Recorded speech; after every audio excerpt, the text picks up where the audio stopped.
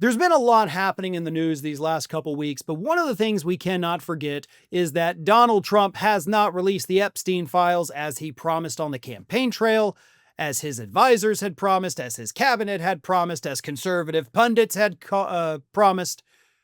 No Epstein files from any Republicans have been released. The Democrats in the House have, slowly trickled out a few here and there that they've gotten from the Epstein estate, and those have been pretty massive. But we want the whole thing. And it's obvious that Donald Trump is not releasing them. His administration is not, and Mike Johnson is running cover for them to not be released because he's in them. He may not even be in them doing anything illegal, but he may have been there when illegal things were happening, and that's embarrassing enough. And Trump is suffering in the polls from it. Every poll that comes out, which we get Epstein polls probably every 2 to 3 weeks, I guess, it shows more and more Americans do believe he is actively engaged and a part of and orchestrating the cover-up. We already have a majority of Americans who think that, and it is hurting him politically.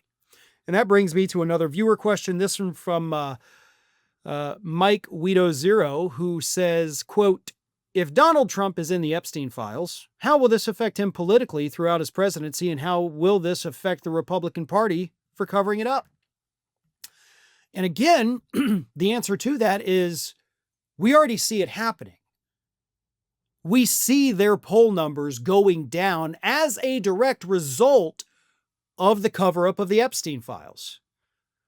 But Republicans, Trump included, but mostly those in the House that are covering it up, are banking on one simple, undisputable fact in American politics that I have told y'all 1,000 times. The American public has the shortest attention span of a human being. Like, humanly possible.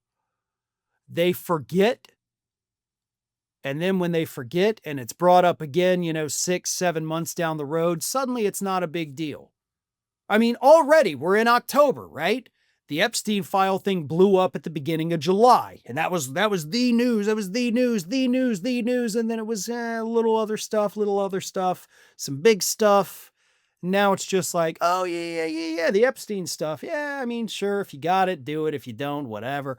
People are already moving on from it. And we have 13 months, a little under 13 months, till the midterms. So if the midterms were held today, would the Epstein files be a massive issue? Absolutely. If this song and dance of covering it up goes on till next year, will it be an issue? No. If we get the files now, and it does show a lot of bad Republicans in there, more so than Democrats, then yes, that does affect next year's elections, because then it proves they were covering up to protect their people, either politicians or donors. So there are a lot of different ways, I guess, that the Epstein files saga can play itself out in next year's midterms. Some of it bad for Republicans, some of it helpful for Republicans. But I think overall, politically speaking, for Trump and the Republican Party, the Epstein files, not their biggest concern in next year's midterms. Biggest concern, as per usual, is pocketbook issues. And that may be an outdated term. I don't know that many people even call it a pocketbook. But how about bank account issues? People can't afford groceries. Prices are skyrocketing. Everything is becoming more and more unaffordable. We're headed towards a potential housing market crash again.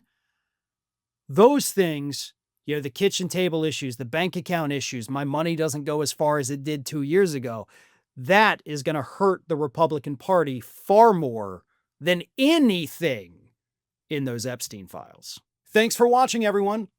We're inching closer and closer to 1 million subscribers, and we're aiming to hit that goal before the year closes. So if you aren't subscribed to the channel, please do so, and don't forget to like, comment, and share.